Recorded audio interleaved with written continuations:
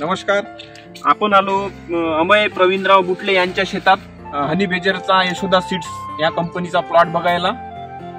तर आपण अमय भाऊ बुटले स्वतः आपल्याला यशोदा सीड्स कंपनीचे वान हनी बेजर सोयाबीन या व्हरायटी बद्दल आपल्याला थोडं मार्गदर्शन करतील. बोला अमय भाऊ. नमस्कार शेतकरी मित्रांनो, मी अमय प्रवीणराव बुटले, मंगरूळ दस्तगी, जिल्हा अमरावती आणि बुटले कृषी सेवा केंद्र यांचे संचालक. आज आपण आपल्या शेतामध्ये आलो आहे यशोदा कंपनीचे हनी बेजर हे सोयाबीन पाहायला.